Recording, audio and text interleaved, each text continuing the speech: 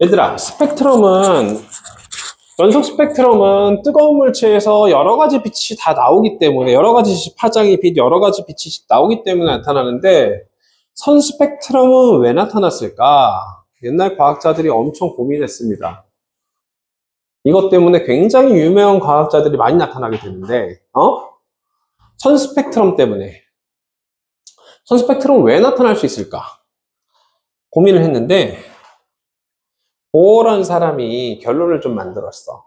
중간에 뭐 어떤 변천사도 있지만 그 과정들은 고등학교 2학년 때 배우시고, 보어라는 사람이 결론을 만들었어. 어떤 결론을 만들었냐면, 우리 원자 구조가 어떻게 돼 있니? 중심에 뭐가 있고, 원자, 핵이 있고, 뭐 양성자, 중성자 있겠죠? 그 주변을 누가 돌아다닌다고 그랬어, 선생님이? 전자가 돌아다닌다고 그랬었지. 전자가 돌아다니는 특정 궤도를 뭐라고 했어요? 전자 껍질, 전자 주기. 주양자수 이렇게 얘기했었죠? 맞아요? 기억나요? 그러면 이 내부에 있는 전자가 존재할 수 없다라고 설명한 사람이 누구야? 누구라고 했어?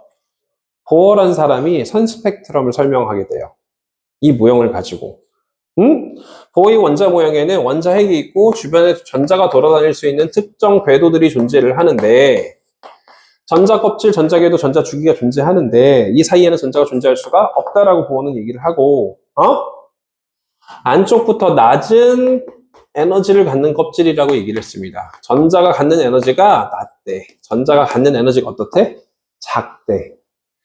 전자가 여기 있을 때는 수소원자를 기준으로, 수소원자는 원자 번호 몇 번이야? 1번이야. 양성자 한 개야. 양성자 한 개예요. 그럼 전자도 몇 개 있어야 중성이야? 한 개 있어야 중성이지. 기억나? 좀 됐다고 까먹으면 안 돼. 양성자 한 개면 전자도 몇 개 있어야 중성이야? 한 개의 중성이지. 이 한 개가 여기 있을 수도 있고, 여기 있을 수도 있고, 여기 있을 수도 있는데, 근데 이 전자가 여기 있을 때는 전자가 갖는 에너지가 굉장히 작은 에너지를 갖고, 여기 있을 때는 에너지가 더 높은 에너지를 갖는데, 그러면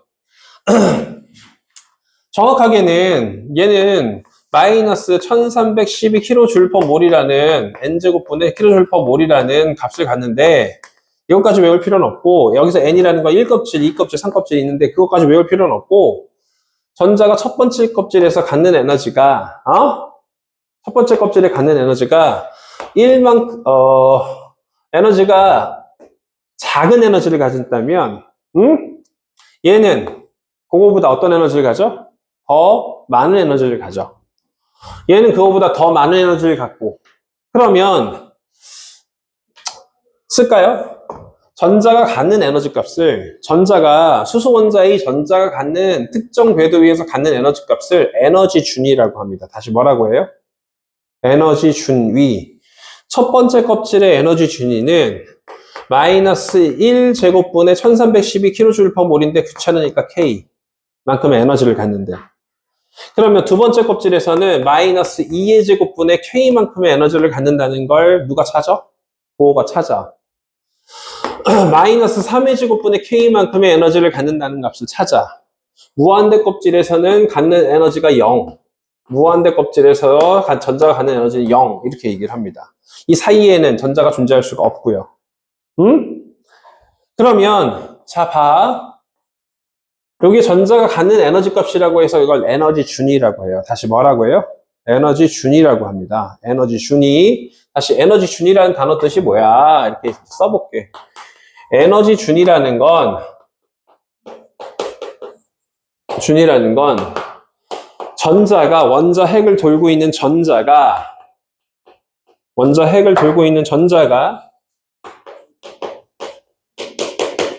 특정 궤도 위에서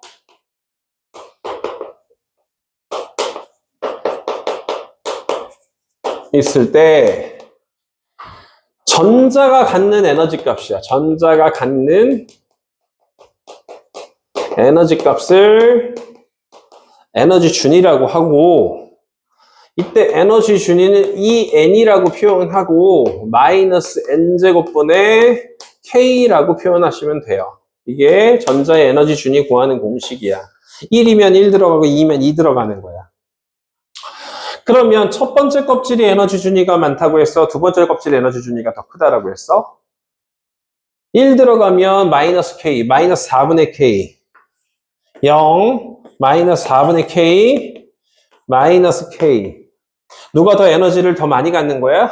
얘가 더 많이 갖는 거야. 2번째 껍질이 더 많이 갖는 거거든요. 두 번째 껍질이 더 많이 갖는 거야. 더 높을수록 더 많은 에너지를 갖는 거야. 그러면 전자가 이 차이만큼의 에너지는 얼마야? 얘하고 얘의 차이는 얼마야? 4분의 3K. 다시 몇 K? 4분의 3K 에너지를 흡수하면 전자가 위로 전이 움직여갈 수 있대요. 알겠어요? 움직여갈 수 있대요. 잘 들어. 그러면 여기 차이는 9분의 8K만큼 흡수하면 움직여갈 수 있대요. 거꾸로 이 껍질에 있던 전자가 이 차이만큼 에너지를 방출하면 움직여갈 수 있대요. 다시 따라해봐. 얘는 몇 분의 K라고? 마이너스 4분의 마이너스 K. 얘는 마이너스 4분의 K. 따라해. 다시 마이너스 K, 마이너스 4분의 K, 마이너스 9분의 K만큼의 에너지를 갖는데요. 전자가 전이를 해. 위로 올라갈 때 몇 K만큼 에너지를 흡수해? 4분의 몇 K만큼 흡수해? 3K만큼 에너지를 흡수해. 그럼 올라갈 수 있어. 여기 떨어질 때는 4분의 3K만큼 에너지를 어떻게 해야 돼? 방출해.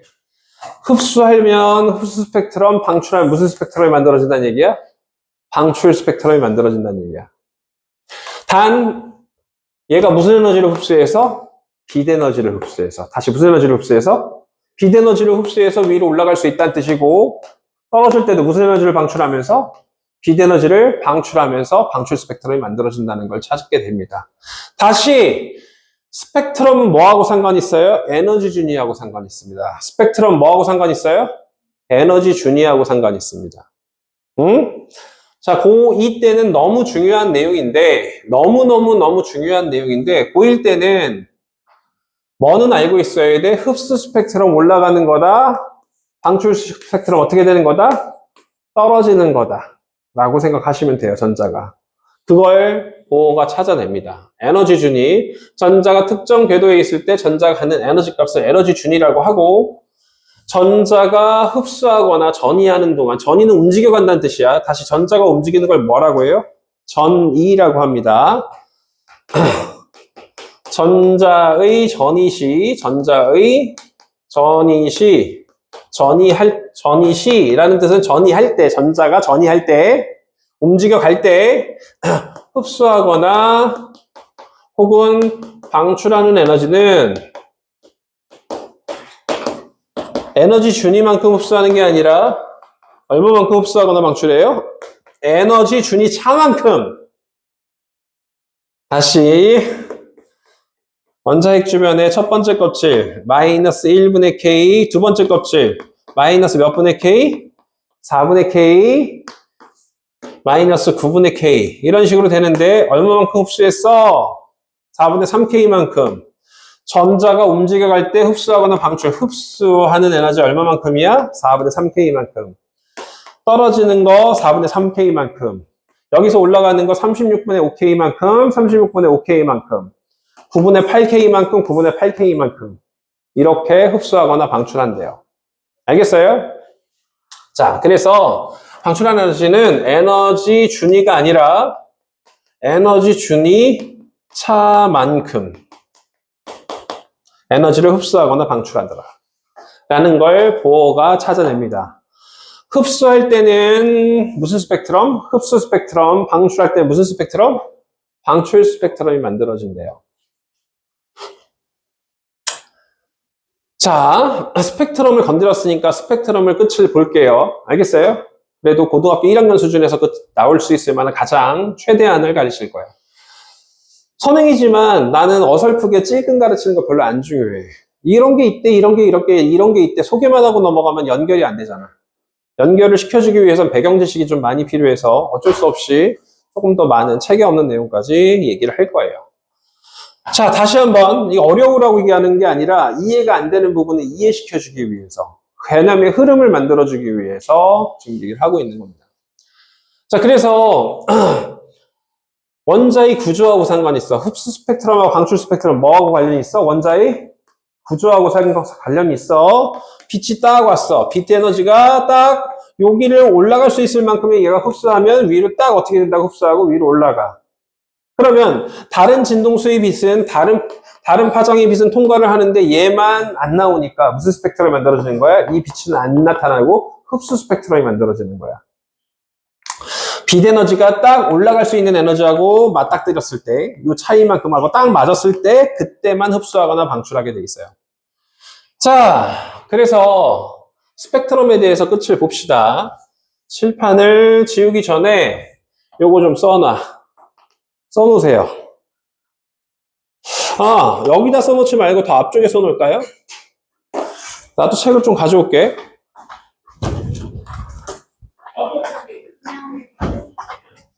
시험이 내겠어 많아졌어요. 네, 잘했습니다. 고맙습니다. 자, 43페이지에 스펙트럼이 있습니다. 42페이지, 43페이지. 42페이지에 쓰시는 게 낫겠네요. 스펙트럼에서 필요한 내용. 요거 분류하는 방법이 두 가지가 있다는 거 좀 적어 두시고요. 분류하는 방법. 그 다음에 에너지 준위, 방출한 에너지까지 좀 써두세요.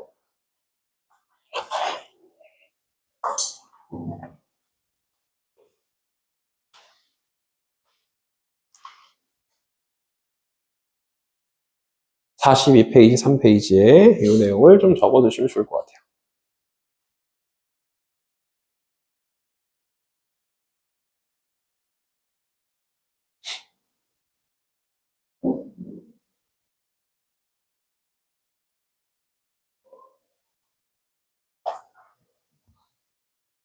다시 써야지 예쁘게 공간 확보를 잘해서 이 n은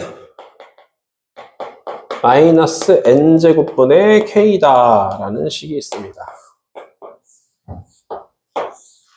그리고 여기 외고 가고 싶어 하는 친구들도 있겠죠? 외고 과학시험 문제 어렵습니다. 고등학교 1학년 과학시험 문제 어려워요. 지금 선생님이 설명한 내용적으로 설명 안 하면 초토화돼요. 이 정도까지 깊숙하게 배웁니다. 외고는 고등학교 1학년 때. 선생님 때 중3 요 시기에 배웠던 애가 외고를 들어갔어, 작년에. 근데 과학학원을 다닐 시간이 없어. 선생 때 잘 배워놨는데 과학학원 다닐 시간이 없어. 책에 있는 내용만 가르치지 않더라고요. 알겠어요? 절대로 책에 있는 내용만 가르치지 않습니다. 통합과학은 특히 그래요.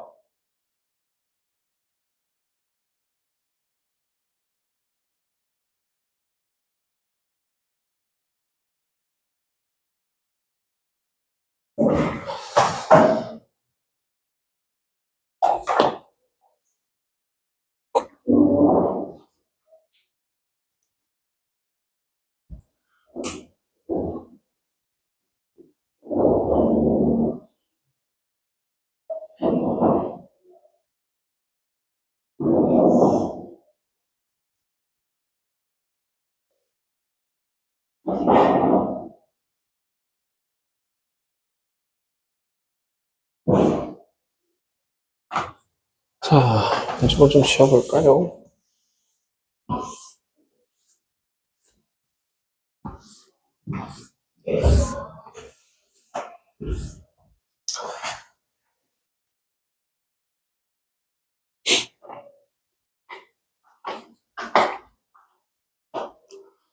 보통 수소원자의 경우는요,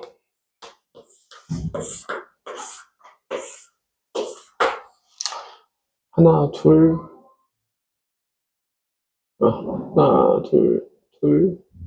셋. 아이고, 너무 조금 그렸다. 더 그려야 되겠다.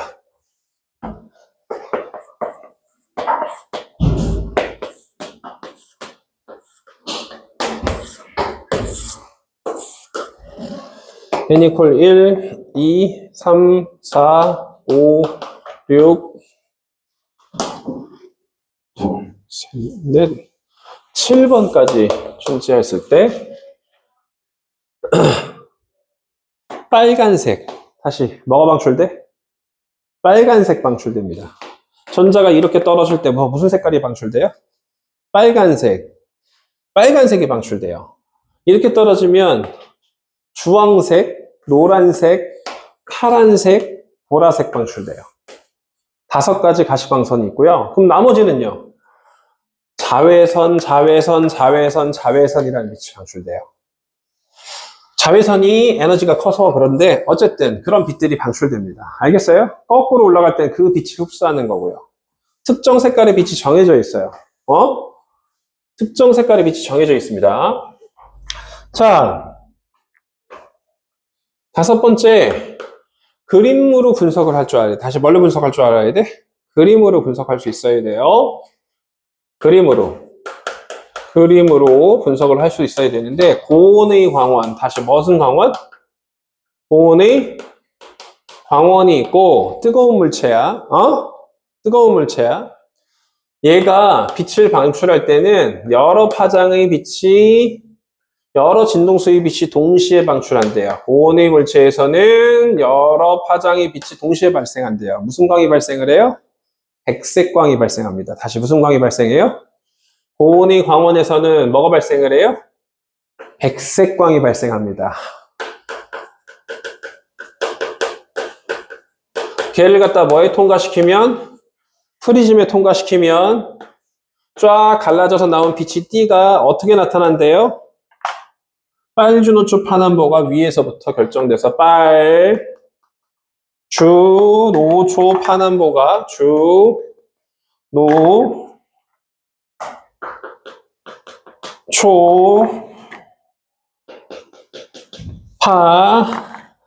남보가 연속적으로 끊어지지 않고 이어져 있는 무슨 빛이 나타난대요? 무지개 빛깔이 나타나요. 끊어져 있는 부분이 없습니다. 연속적으로 빛이 나타나기 때문에 무슨 스펙트럼이라고 하는 거야? 연속 스펙트럼이라고 하는 거야. 얘를 연속 스펙트럼이라고 하는 겁니다. 그럼 고온의 광원은 어떤 물체를 다른 표현으로 뭐라고 할 수 있나요가 또 중요하거든. 고온의 광원은 뭐가 고온의 광원이에요? 라고 했을 때 백열등. 백열등이 뭔지 모르는 애들도 있더라. 보통 이렇게 옛날 전구를 바라보면, 요즘 LED 전구가 많은데 옛날 전구 바라보면 여기에 뭐가 있어? 필라멘트라는 게 있고 빛이 발생을 하죠. 뜨거워진 물체가 발생하는 빛. 더 뜨거우면 무슨 색깔 나와요? 하얀색이 나옵니다. 알겠어요? 필라멘트가 뜨거워지면서 빛이 방출돼요. 알겠어요? 자, 백열등. 전구야, 전구. 알겠어요? 전구. 그 다음에 형광등. 그 다음에 이게 중요한데, 형광등 말고 또 뭐가 있냐면, 태양과 같은 별. 다시 뭐? 태양과 같은 뭐? 별. 태양과 같은 별, 태양도 별이니까, 이런 애들이 방출하는 빛을 분광기에 통과시키면, 연속으로 나타나는, 뭐가 나타난대요? 연속 스펙트럼이 나타난대요. 자, 그러면 연속 스펙트럼을 한번 그림으로 설명을 한번 해본 거고, 흡수 스펙트럼을 설명해 볼게요. 다시 무슨 스펙트럼? 흡수 스펙트럼을 설명 한번 해볼게요.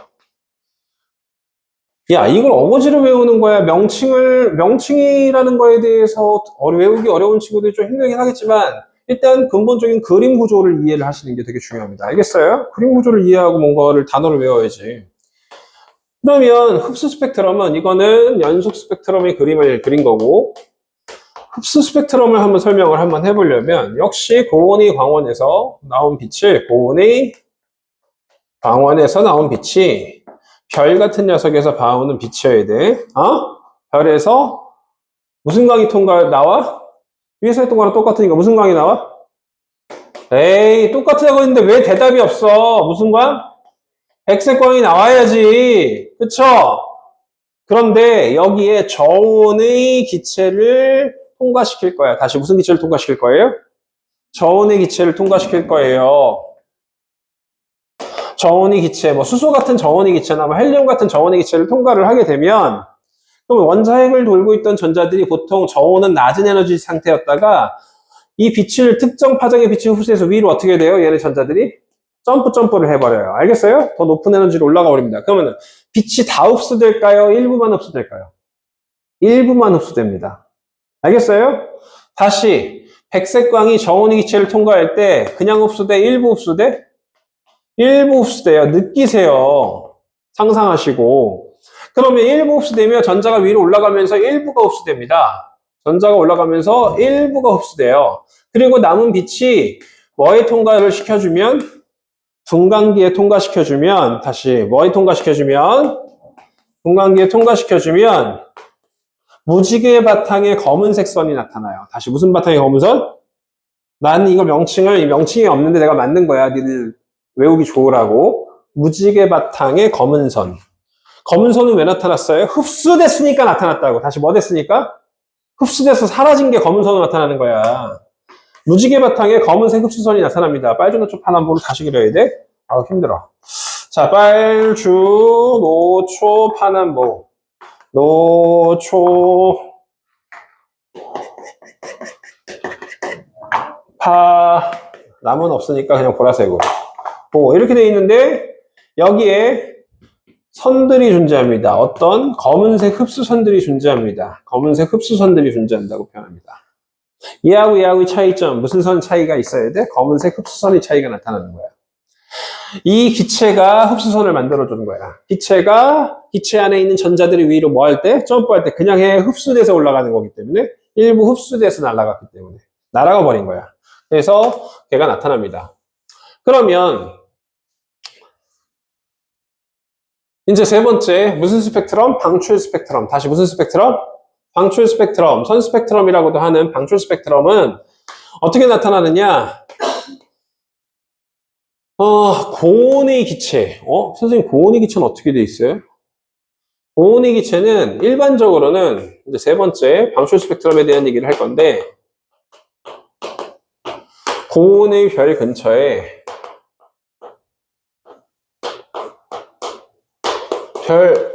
얘는 근처는 아니야. 근처면 뜨거워져. 별 근처에 있으면 어떻게 된다고? 뜨거워져요. 근처는 아니야.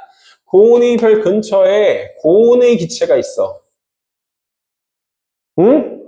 고온의 별 근처에 고온의 기체가 있어요. 그러면 고온의 별 근처에 고온의 기체가 있으면 얘한테 빛을 전달해 주기보다는 열을 전달해 줬다고 표현합니다. 다시. 뭘 전달해 줘요? 열을 전달해 줍니다. 그럼 열을 전달해 주면 고온의 기체 안에 확대를 해보면 기체 안에 있는 전자가 기체 안에 있던 원자 내부의 전자가 낮은 상태에 있지 않고 열 에너지를 흡수해서 처음부터 어떤 상태로 존재해? 높은 에너지 준위 상태로 존재해요. 다시 어떤 상태로 존재해요? 높은 에너지 준위 상태로 열이 위로 올려 보내주는 역할을 해요. 그러면 이 근처는 뜨겁고 이건 쪽은 차가우니까 여기서 뭐가 일어나요? 대류 현상이 일어나면서 이 기체가 차가운 쪽으로 움직일 때는 낮은 상태를 좋아하기 때문에 전자 또한 낮은 에너지 준위 상태를 좋아하기 때문에 높이 있던 전자가 어떻게 돼요? 밑으로 다시 떨어집니다. 높은 에너지 준위에 있던 전자가 어떻게 된다고 밑으로? 떨어져요. 떨어지면 이 차이만큼의 에너지 준위 차이만큼 뭘 방출해요? 빛을 방출합니다. 알겠어요? 다시 열이 높은 에너지 준위를 높여주면 차가운 곳으로 이동해서 순환해가지고 차가운 곳으로 이동해서 어떻게 한다고? 다시 돌아와.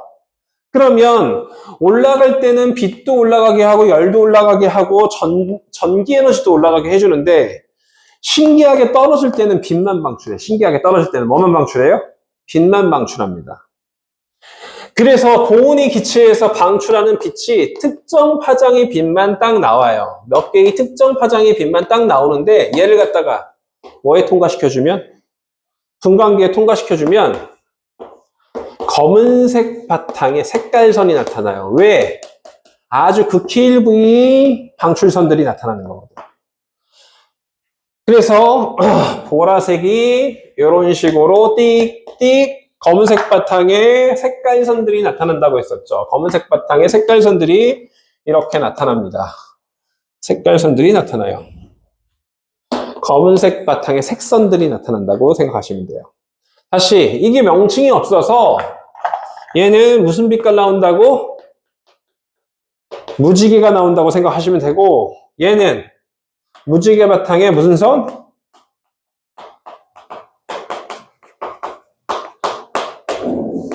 무슨 선? 검은 선이라고 외워주시면 좋을 것 같고요. 얘는 검은 바탕의 색선, 검은 바탕의 색선이 나타난다라고 기억해 두시면 좋을 것 같아요. 우리 책에 나오긴 했는데 너무 어처구니 없이 나와서 첫 번째 그림에 이렇게 이거 가지고 문제를 내지를 잘 않아요. 자, 연속 스펙트럼 봐봐. 별에서 나온 빛이 그냥 그 책을 펴볼까요? 몇 페이지라고 했어? 42페이지라고 했니?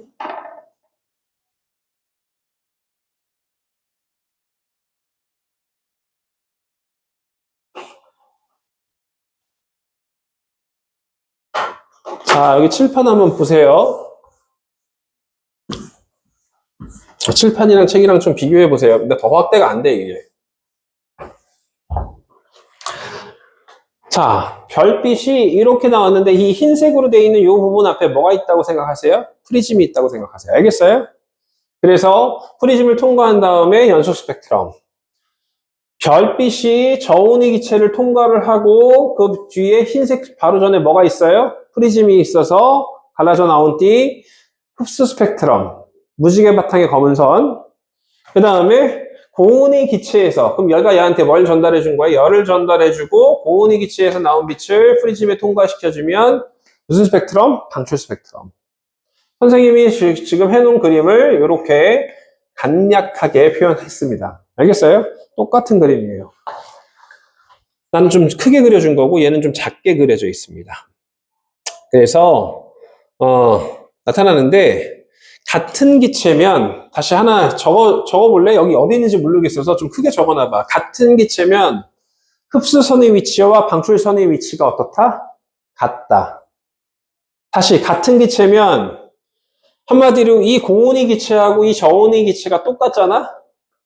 그러면 흡수선의 위치하고 여기서 무슨 선의 위치가 같다고? 방출선의 위치가 같고 얘가 수소인데 얘가 헬륨이면 선의 위치가 달라. 같은 기체면 흡수선의 위치하고 방출선의 위치가 같고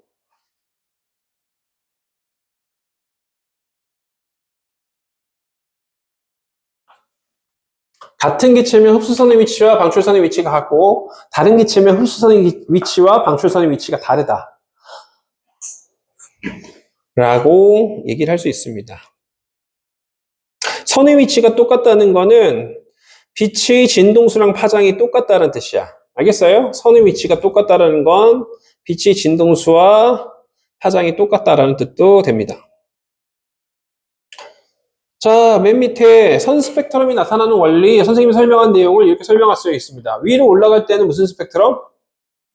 흡수 스펙트럼. 떨어질 때는 무슨 스펙트럼? 방출 스펙트럼.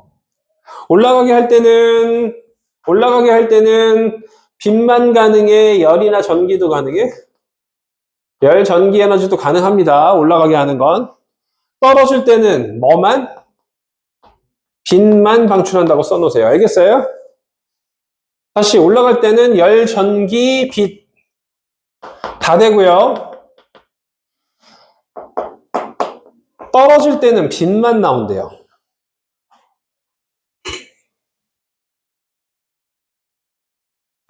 그리고 여기 흡수선의 위치하고 여기 무슨 선의 위치가 똑같아? 방출선의 위치가 똑같아요. 얘는 어떤 기체야? 같은 기체야. 알겠어요? 같은 기체입니다.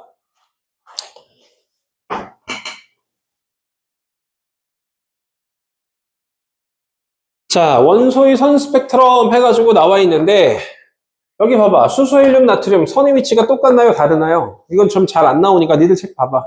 선의 위치가 똑같아, 달라? 다르죠? 그런데 수소의 경우는 이건 방출선 스펙트럼이고, 잠깐만. 이거 흡수 스펙트럼이고 얘는 방출선 스펙트럼인데 위치가 어떻게 돼? 같죠? 자, 선 스펙트럼을 통해서 우리는 뭘 알 수 있는데 원소의 종류를 알 수 있습니다. 다시 뭘 알 수 있어요?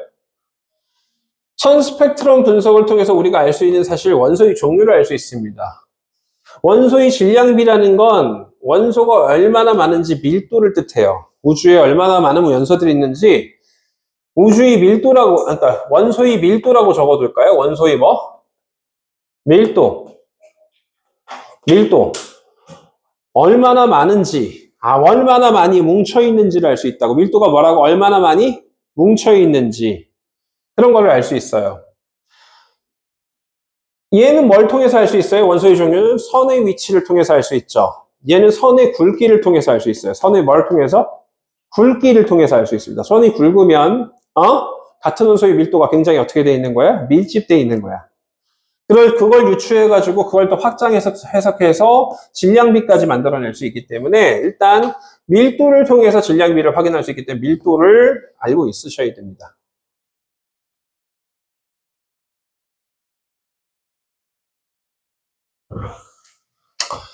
하나 더 있어요. 원래는 우주의 팽창. 다시 어떤 거? 우주의 팽창. 중3 2학기 기말고사에 나오는 내용이에요. 우주의 팽창.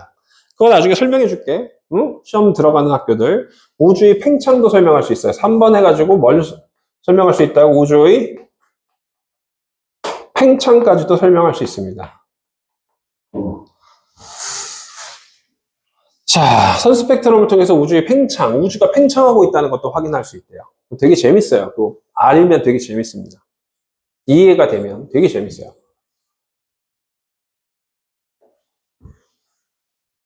자, 선 스펙트럼에 대한 설명을 했습니다. 원자 구조하고 상관이 있어요. 선 스펙트럼.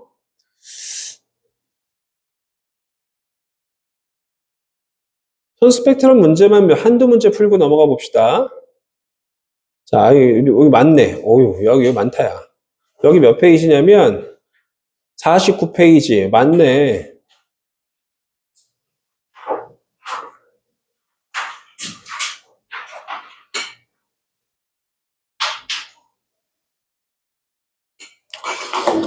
기체 방전관, 이건 방출 스펙트럼 만들어주는 장치야. 다시 무슨 스펙트럼 만들어주는 장치야?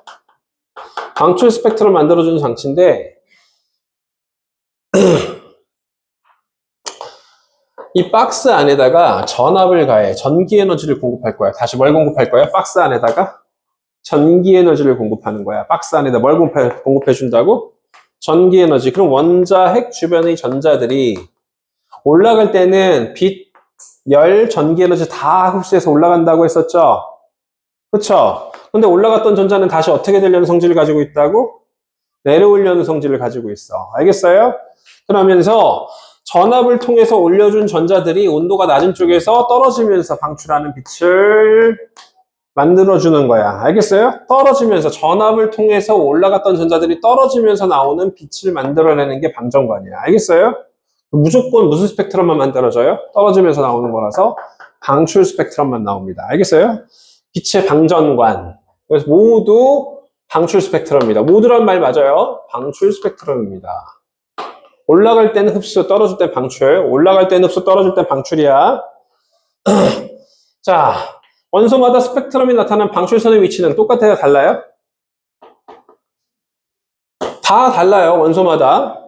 원소마다, 원소의 종류마다 에너지 준위차가 다르기 때문에 다 다릅니다. 햇빛의 스펙트럼에는 수소의 스펙트럼에 나타나는 방출선과 같은 화장의 흡수선이 나타난다 라고 되어 있는데 우리 교과서에서는 햇빛을 연속 스펙트럼으로 보기 때문에 X라고 해야 할 것 같은데 우리 책에는 이 내용이 심화로 나와 있나 안 나와 있나 모르겠네.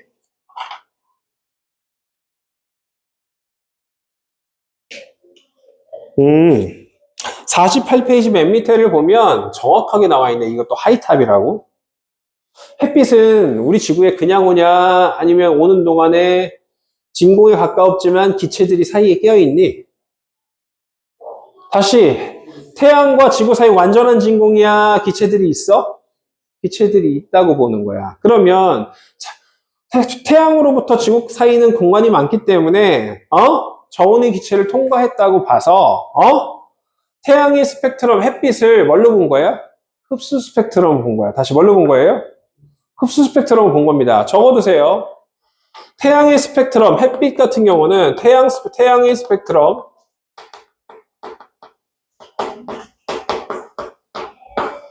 얘는 일반적으로 태양의 스펙트럼은 태양빛은 고온의 광원으로 인정하는 거야. 태양 자체를 뭘로 인정해 주는 거야?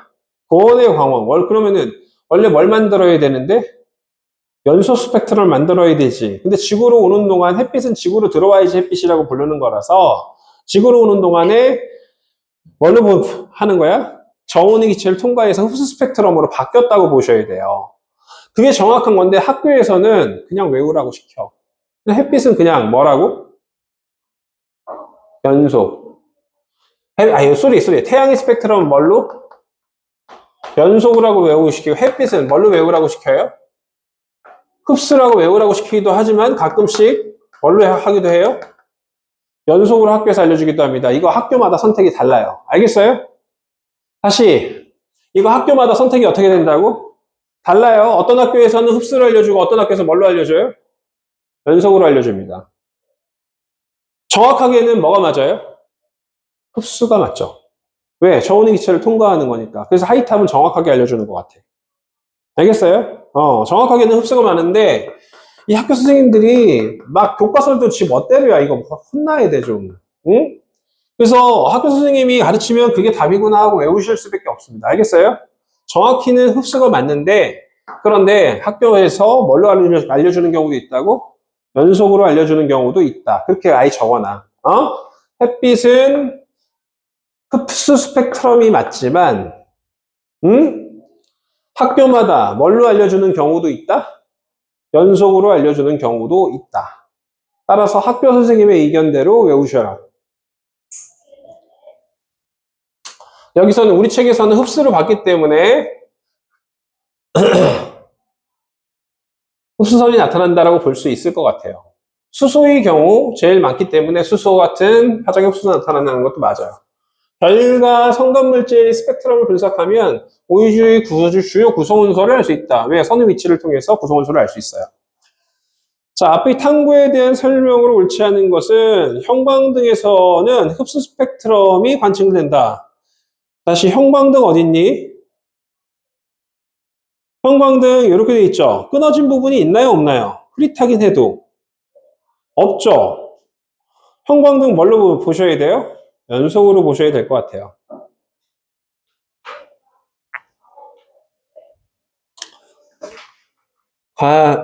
이 과정 1이 형광등, 과정 1.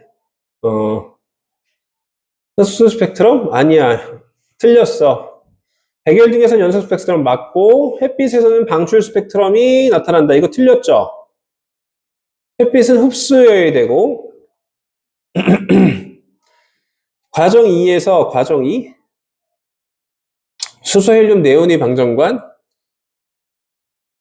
에서는 방출 스펙트럼이 관찰된다. 방정관이니까 방출 스펙트럼 맞고. 그 다음에 과정 2에서 수소, 헬륨, 네온이 스펙트럼 모두 다르다. 모두 다릅니다. 맞아요. 답은 1, 3번이 답이 되셔야 되겠네요. 다시 형광등 뭘로 보라고? 미세하게 흐릿해지긴 하지만 뭘로 보라고요? 연속으로 보는 거고. 그래서 X.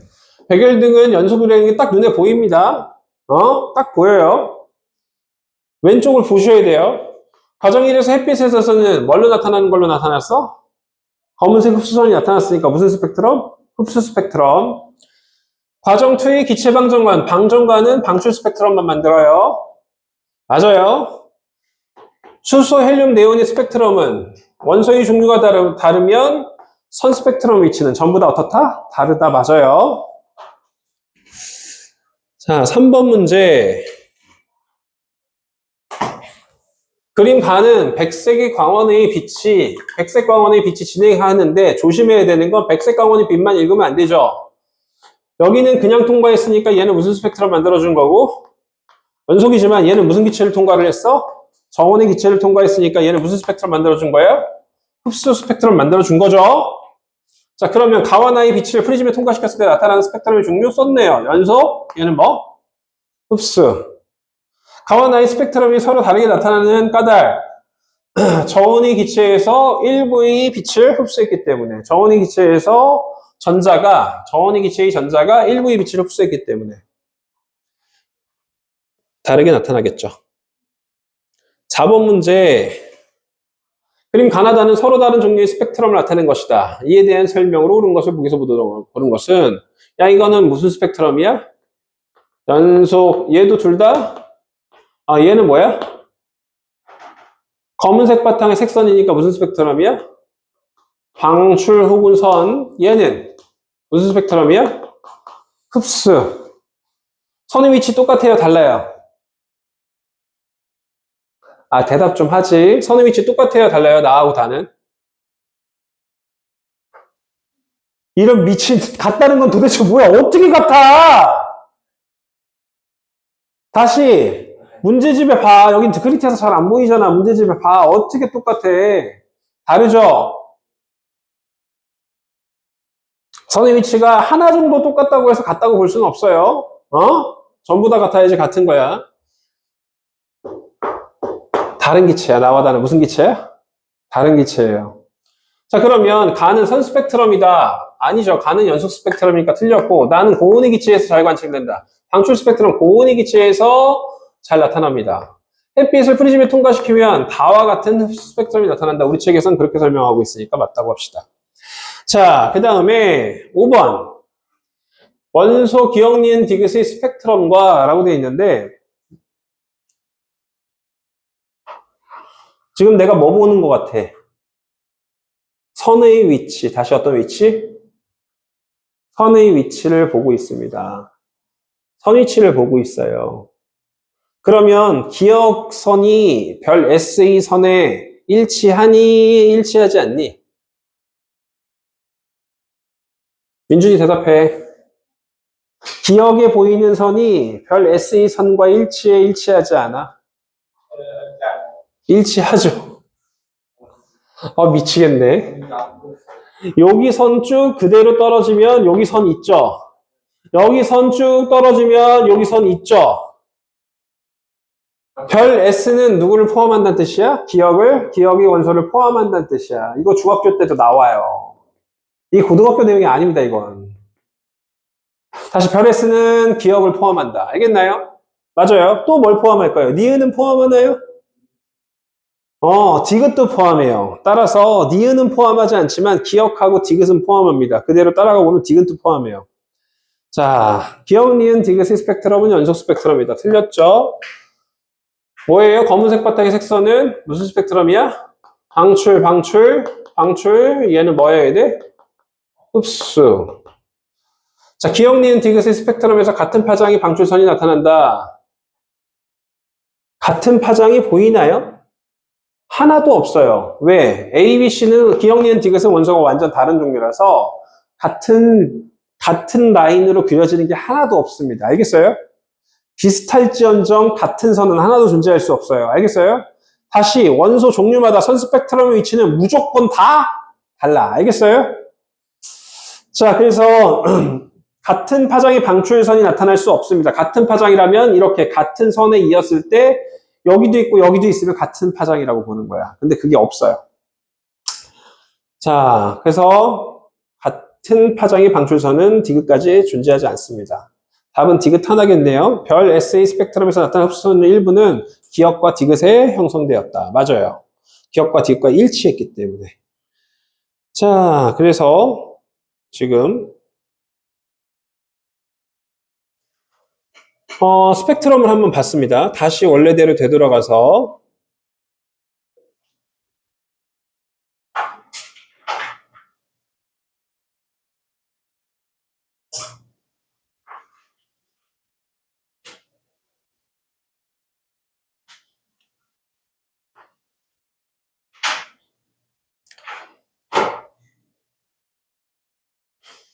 몇 페이지냐면 89페이지 읽어보면 되는 내용이야. 우리 설명 다 끝났던 내용이거든. 89페이지 한번 읽어볼게. 원자의 전자 배치에서 나타나는 주기성, 같은 주기에 속하는 원소, 원자들이 전자 배치에서 전자가 들어있는 전자 껍질 수가 같다. 같은 주기에 속하는 원소, 뭐가 떠올라야 돼? 수소랑 리튬 떠올르셔야 되고, 수소랑 리튬도 같은 주기, 수소랑 헬륨 같은 주기고, 리튬, 베릴륨, 동소, 탄소, 그 다음 뭐야? 질소, 산소, 플루린, 같은 주기야. 그쵸? 네온까지도 같은 주기야. 같은 주기에 속하는 원소들, 전자 배치에서 전자가 들어있는 전자 껍질 수가 어떻게 돼? 같죠? 얘는 첫 번째 껍질까지만 전자가 채워져 있고 얘는 몇 번째 껍질까지? 두 번째 껍질까지 전자가 들어가 있는 거지. 그치? 뭔 소리야? 수소는 첫 번째 껍질에만 전자가 들어있고 리튬도 몇 번째 껍질에 들어가 있어? 첫 번째 껍질에만 전자가 두 개 들어가 있잖아.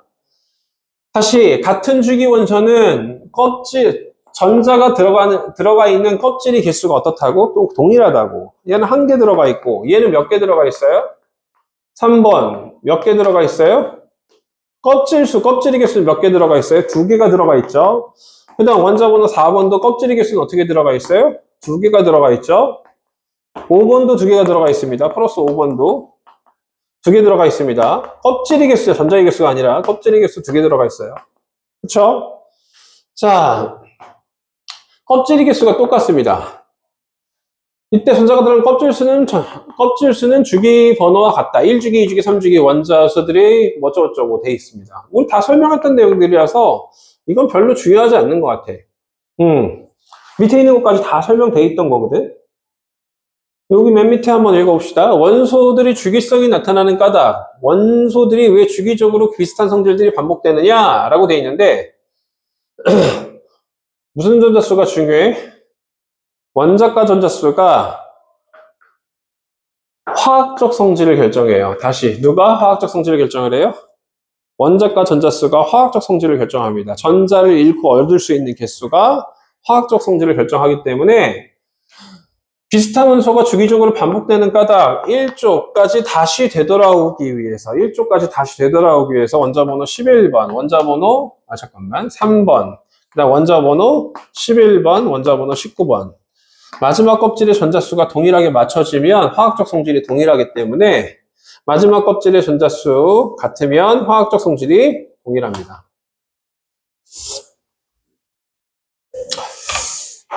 자, 밑에 박스 한번 채워봅시다. 중요 개념 체크. 다음 원자의 전자 배치에 대한 설명이다. 가로 안에 들어갈 알맞은 말을 고르세요. 원자핵 주위 전자는 특정 에너지 준위를 갖는 전자 껍질에 존재하며 전자는 에너지 준위가 어떤 껍질부터 채워져? 낮은 껍질부터 그려가야 된다고. 자, 이거 보세요. 원자 번호 11번을 선생님이 그림을 그려볼 거야. 전자를 채워나가 볼 거야. 근데 바깥쪽부터 그려요? 또라이야. 어디서부터 그려야 돼? 안쪽부터 그리란 소리야. 이 소리가. 알겠어요? 안쪽부터 채워져서 그려야 된다. 그럼 안쪽은 에너지가 높은 쪽이라고 했어? 낮은 쪽이라고 했어? 낮은 에너지 쪽이라고 해야 돼. 자, 주기율표에서 같은 전자 껍질수가 같은 거는 같은 주기 원소야? 아니면 같은 족원소야? 같은 주기 원소가 되겠지. 같은 주기에 속하고, 다시 전자수 껍질수가 같은 녀석들은 같은 주기에 속하고, 원자과 전자수가 같은 건 같은 뭐에 존재해? 족에 존재한다. 따라서 주기적으로 동그라미 치시면 되겠죠. 잘 이해가 안 되는 친구들은, 못 외우겠는 친구들, 잘 이해가 안 되는 친구들 그냥 넘어가지 마시고, 뭐 하세요? 제발. 따로 보충해달라고 해, 그냥 차라리. 알겠어요? 지금 옛날에 통합과학 가르칠 때는, 야, 어차피 학교 들어가면 다시 배워도 돼. 이런 식으로 얘기했지만, 니들 이거 어디까지 가져가야 돼? 수능 때까지 가져가야 돼. 알겠어요? 저는 수능 안 보고 들어가려고요. 교육과정이 바뀌어서 수능은 다 보고 들어가야 될 수도 있어. 알겠어요? 자. 알칼리 금속을 실험하는 내용이야. 왼쪽 읽고 오른쪽 풀어봐봐. 왼쪽 읽고 오른쪽 풀어보세요.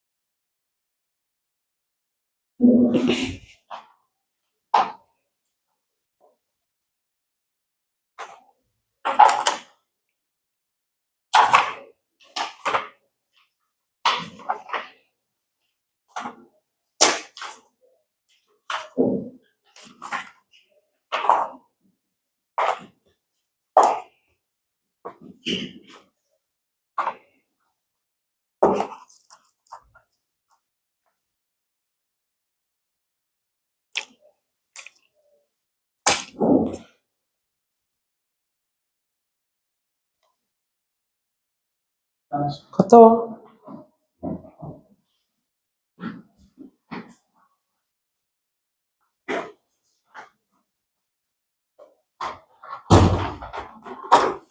잠깐만, 됐어. 안녕. 시간이 참 빨리 가네. 금방 일주일이네. 한 2, 3일 된 것 같은데 벌써 얼굴 보는데.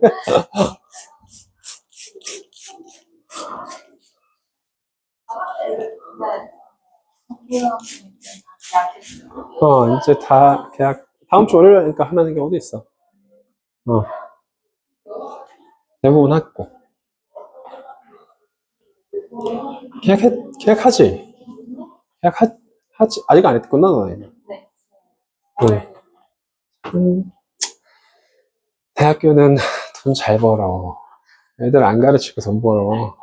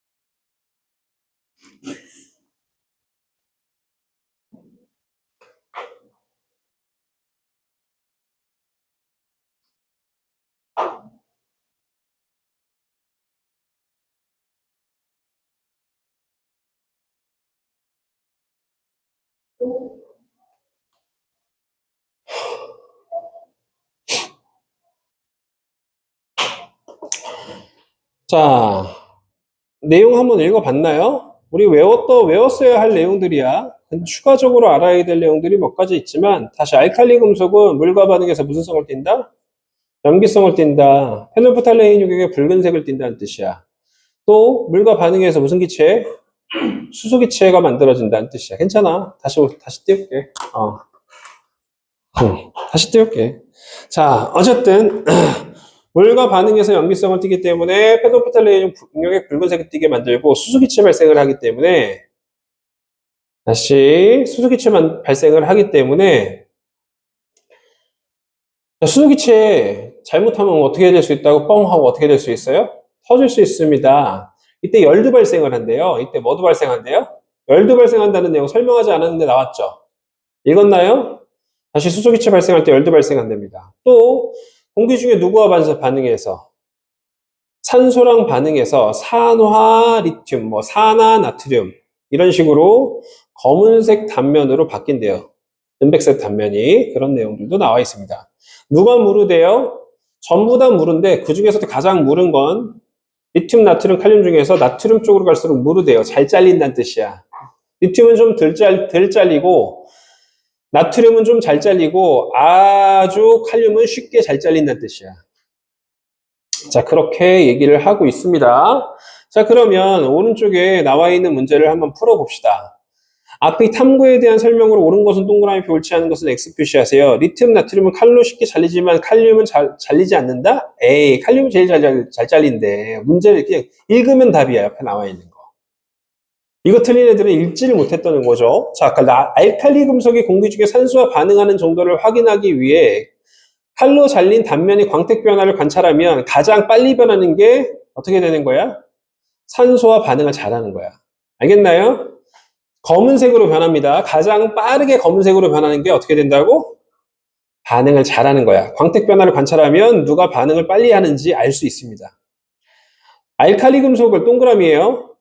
알칼리 금속과 물이 반응해서 반응 후 수용액의 성질을 확인하기 위해서 성질이라는 건 산성, 중성, 염기성을 확인하기 위해서 페놀프탈레인 유액 떨어뜨리죠. 염기성이면 붉은색으로 나타나는구나. 알 수 있습니다. 동그라미. 자, X 똥똥이야. 2번. 알칼리 금속이 단단한 정도와 칼로 자른 단면 변화를 확인하기 위해 탐구해야 되는 녀석. 자, 1번 맞죠? 단단한 정도를 확인하기 위해서는 칼로 잘라본다. 잘리니까 전부 다 잘리긴 합니다. 칼륨이 제일 잘 잘린다고 돼 있고. 그래서 맞는 내용이라서 답이 될 수는 없어요. 알칼리 금속이 칼로 잘리는 정도로 알칼리 금속이 무른 정도를 확인할 수 있다. 이것도 맞아요. 알칼리 금속이 3번 칼로 자른 단면이 광택이 사라지는 것으로 알칼리 금속의 밀도를 확인할 수 있어요? 아니요. 반응성을 확인할 수 있습니다. 다시 반응성 크기를 확인할 수 있지 밀도를 확인하는 게 아니죠. 야, 잘랐다고 무겁고 가벼운 정도를 어떻게 알아? 말이 안 돼. 밀도라는 건 무겁고 가벼운 정도인데. 자, 알칼리 금속을 자른 단면이 광택이 사라지는 빠르기로 알칼리 금속의 반응성을 비교할 수 있고요. 산소와의 반응성이죠. 그냥 반응성이라고 해도 됩니다. 알칼리 금속을 칼로 자른 단면에서 생성된 물질은 알칼리 금속과의 화학적 성질이 같다라고 되어 있는데,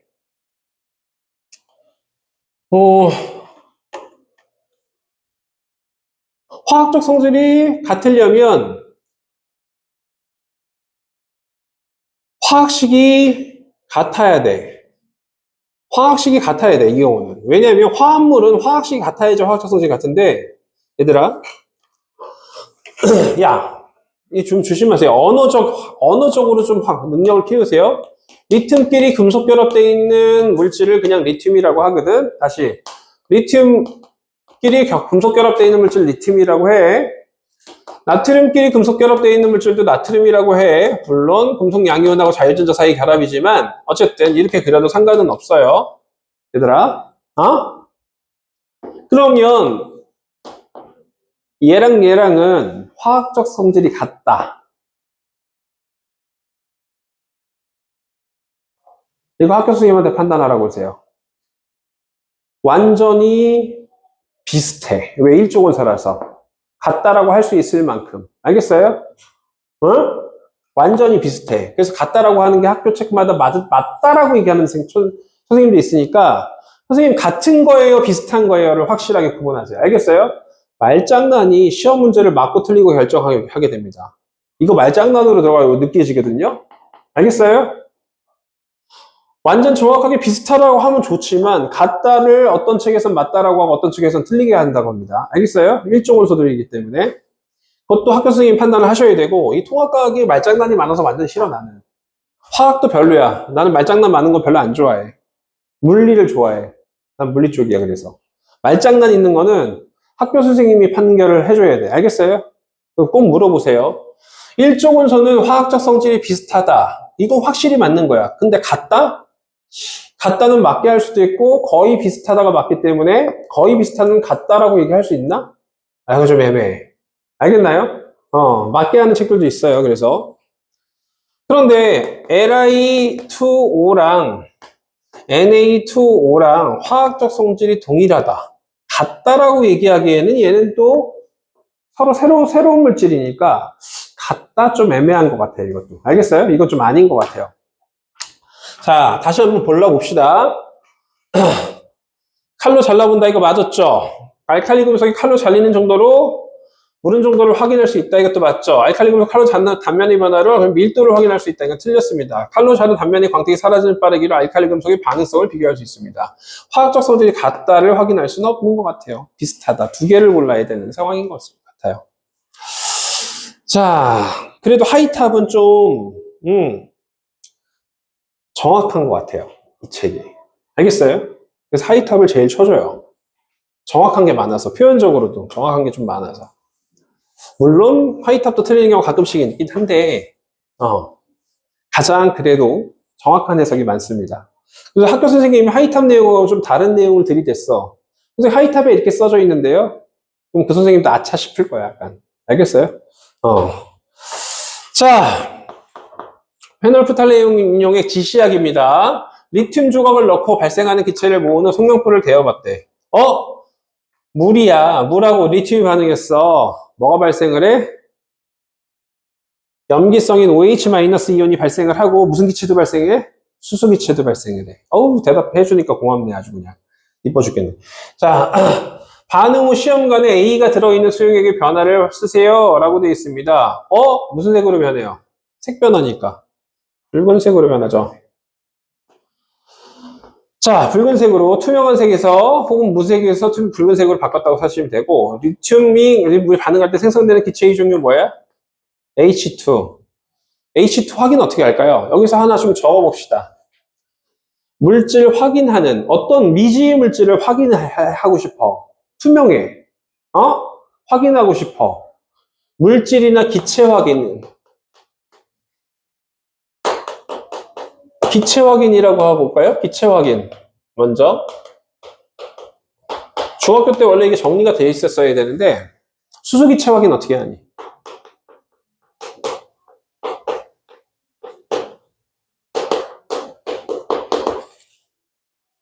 성냥풀 퍽이라고 얘기합니다. 사실은 퍽이야, 뻥이야? 뻥하고 크게 반응합니다. 성냥불을 가져다 대면, 야, 우리가 모르는 기체야, 투명한 기체가 막 나오는 것 같아. 심심해서 성냥불 갖다 댔어. 뒤져. 왜? 수소는 반응성이 엄청 커가지고 뻥 하고 반응합니다. 근데 그 정도 성냥불 뻥인데 조금의 수소기체 나오는 경우만 퍽이라고 표현합니다. 성냥불 퍽 하고 탄대요. 알겠어요? 타면 물이 만들어지면서 탄대요. 성냥불 퍽 하고 연소하는 거. 타는 걸 뭐라고 해요? 연소합니다. 알겠어요? 성냥불 갖다 대면 퍽 하고 연소합니다. 산소 기체 확인. 산소 기체는 뭘로 확인할까요? 꺼져가는 성냥불. 얘 바로 밑에 쓴 이유가 둘 다 성냥불이라서 꺼져가는 성냥불이야. 이 표현을 아예 외우고 다니셔야 돼요. 가져가면 활활. 꺼져가는 성냥불이 어떻게 된다고요? 활활 타오르기 시작합니다. 수소를 가연성 기체라고 합니다. 다시 무슨 성 기체라고 해요? 가연성 기체라고 합니다. 산소와 결합해서 탈 수 있는 기체라는 뜻이고 타는 걸 도와주는 기체라고 해서 얘를 조연성 기체라고 해요.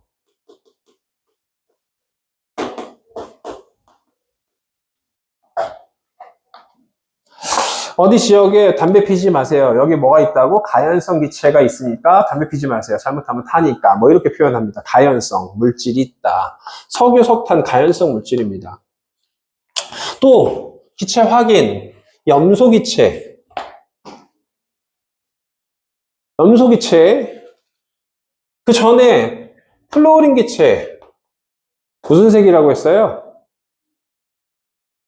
노랑 F2 기체잖아요. Cl2 황록색. 다시 무슨 색? 아까 전에 봤던 거야 우리.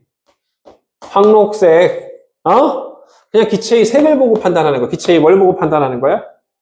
색깔. 기체의 색깔을 확인할 수 있는 건 이 두 가지만 판단할 수 있어요. 기체의 색을 보고 판단하는 건 다 된다고? 일부만 된다고?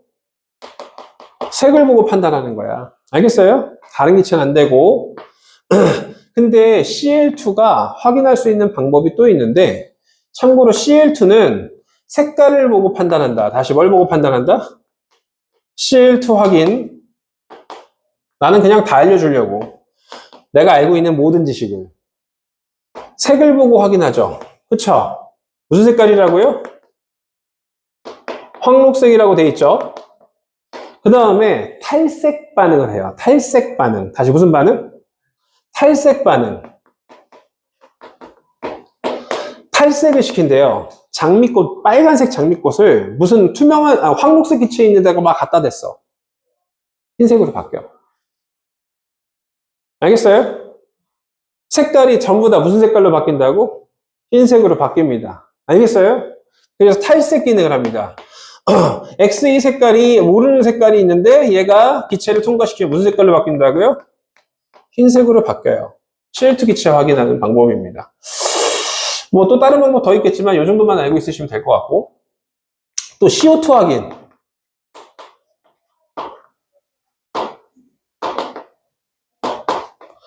나는 많이 알려주는 걸 좋아해. 많이 알려주고 너희들 잘 외우면 어디선가는 한 번씩은 꼭 나오더라고. 외우는 건 너희들의 목. 그래서 맨날 테스트 보는 거야. 자, CO2 기체 확인. CO2 기체는 뭘로 확인하는지 혹시 알고 있는 사람? 산성인데, CO2는? 중성에 가까운 산성, 약한 산성인데. 아직 배울 단계가 아니고. 뭘로 확인할까요? 석회수로 확인해요. 와, 중학교 때 나왔는데, 석회수로 확인합니다. 석회수로. 왜 내가 이걸 물어봤냐면, 중학교 때 나온 내용이야. 석회수로 확인합니다. 석회수로에다가 뭘 첨가시키면, CO2를 첨가시키면, 탄산, 칼슘, CaCO3, 흰색 앙금이 생성이 돼요. 앙금. 앙금은 아래로 화살표 쓰는 거 알고 있니? 앙금은 아래로 화살표 씁니다. 그럼 석회수는 뭔데요, 도대체? 화학식이 CaOH가로 닫고 2. 수용액이란 뜻으로 AQ라고 씁니다. 물속에 녹은 수산화칼슘 수용액이라고 해요. 다시 뭐? 수산화칼슘 수용액을 석회수라고 합니다. 알겠어요? 거기에다가 이산화탄소, 나일숨을 불어넣으면 흰색 앙금이 떨어지면서 확인돼요. 알겠어요? 그 밖에 H2O라는 거 확인은 어떻게 할까요? H2O. 물 확인하는 거. 여기다가 쓸 공간이 없어서 잠깐 칠판을 내릴까? 6번째. H2O 확인. 내가 외우는 모든 단어야. 니들이 이제 이걸 다 나랑 똑같이 외우면 나랑 동급이야. 나도 더 많이 외우고 있는 게 아니라서. 알겠어요? H2O 확인. 두 가지가 있는데, 하나는, 푸른색 염화의 코발트 종이를,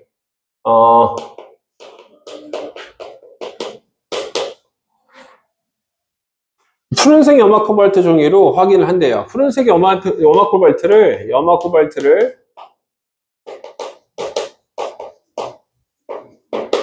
더하기 물이 돼버리면 붉은색으로 바뀐대요.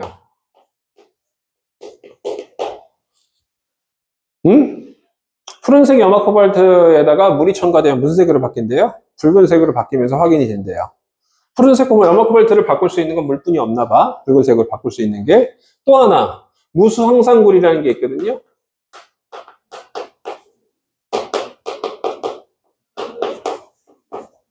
투명한 색깔이야.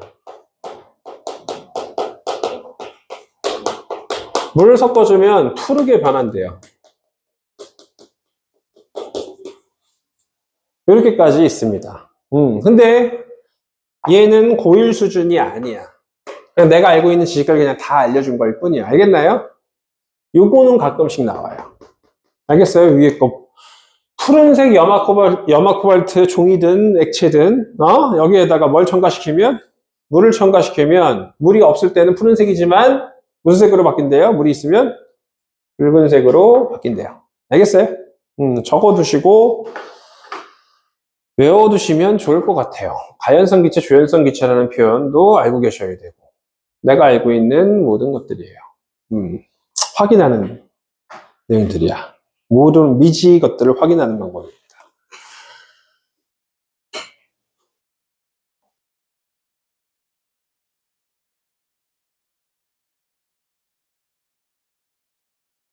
자, 4번 문제로 넘어가 봅시다.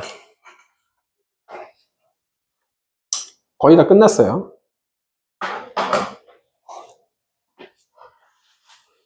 그림은 페놀프탈레인 용액을 넣은 물에 나트륨 조각을 넣었을 때 모습을 나타낸 것이다. 이에 대한 설명으로 옳은 것을 보기에서 못 옳은 것은 위에 떠 있어. 밀도는 아래쪽에 있는 게 큰 거야. 위쪽에 있는 건 작은 거야.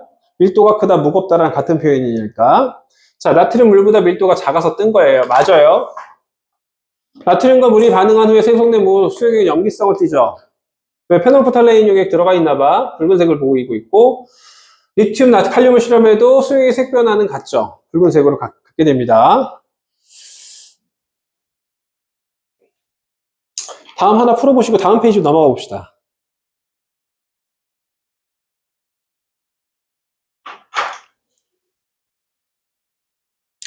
여기 주요표 나와 있는 표에 있는 내용들 한번 가볼까요? 가와 나에 속수다는 여기 지금 9번 문제 한번 넘어가 볼게요. 가와 나에 속하는 원소들은 모두 금속 원소이다. 가, 나 모두 금속이니? 가가 금속이 아니죠. 수소는 일족 중에 유일한 비금속입니다. 수소는 일족 중에 유일한 뭐라고? 비금속. 나에 속하는 원소들은 은백색 광택이 있다. 나에 속하는 녀석들은 은백색 광택이 있죠. 원소 상태에서, 호돈소 물질 상태에서니까. 가에 속하는 원소들은 원자과 전자수가 같다. 원자과 전자수가 얘는 4, 5, 6이에요. 같지 않죠?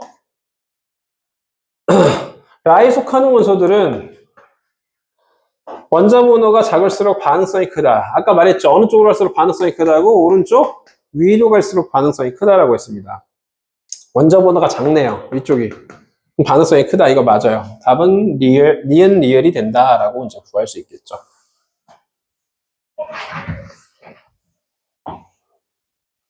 조금 어려운 문제가 없나? 조금 어려운 문제가 도전업. 목소리가 너무 컸나? 도전업? 도전업을 같이 풀고 오늘 수업을 끝냅시다. 자, 1번. 알칼리 금속의 성질을 알아보기 위해 수행한 실험이다.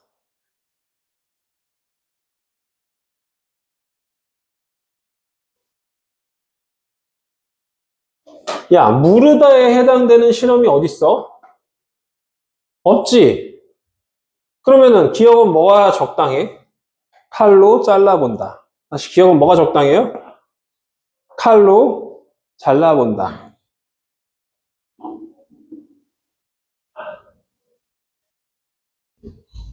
혹은 나무 칼로도 잘리는 경우도 있으니까 나무 칼로 잘려본다. 물과 반응한 내용이 있니 없니? 가나다에 없죠? 금속 M을 잘라서 뭐와 반응시킨다? 물과 반응시킨다. 물과 그냥 물이야? 페놀프탈레인 유액을 섞은 물에 반응시키는 거야? 페놀프탈레인 유액을 섞은 물에 반응시킨다라고 쓰는 게 좀 더 정확하겠네요. 그래야지만 색깔 변화를 볼 수 있겠지. 너무 쉬운데? 그냥 3번 문제만 풀고 나머지 니들이 푸는 걸로 하자. 그리고 끝낼게. 자, 그림은 원소 A부터 D 원자과 전자수하고 전자가 들어있는 전자 껍질 수의 차를 물어봤대. 와, 말이 어려워. 일단 말이 쉬워 어려워. 어렵죠? 시험 전에 이런 패턴의 문제 굉장히 많이 풀어봐야 될 거야. 별표 쳐놓고 3번은 별표 쳐놔요. 보세요.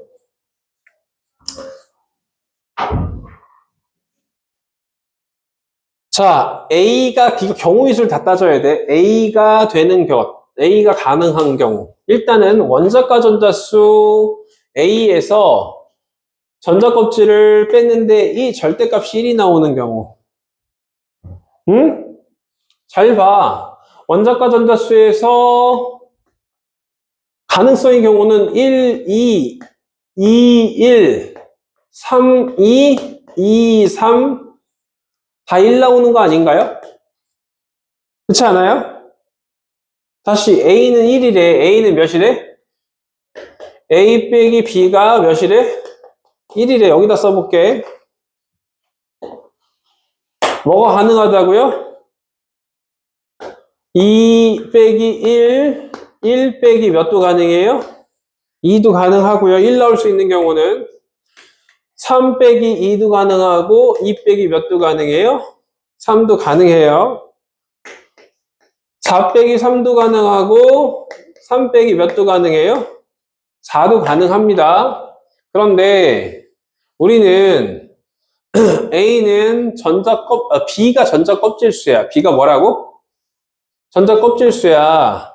전자 껍질수는 얘는 몇 개야? B가 몇이야? 전자 껍질 2주기지. 리튬 2주기야. 플로린도 몇 주기야? 2주기야. 나트륨도 몇 주기야? 3주기. 염소도 몇 주기 원소야? 3주기 원소야. 이게 빨리 안 되면 문제를 풀 수가 없어요. 몇 주기 원소인지 딱 보자마자 판단을 못 하잖아? 그럼 니들 문제 못 풀어. 이 시간 안에. 선생님이 암기를 그냥 하라고 했어? 빡세게 하라고 했어? 몇 주기 몇 주 원소 이런 거 암기 빡세게 하셔야 돼요. 그 선생님 프린트에 보면은 얘가 몇 쪽이 몇 쪽을 소라는 거 계속 물어보고 있잖아.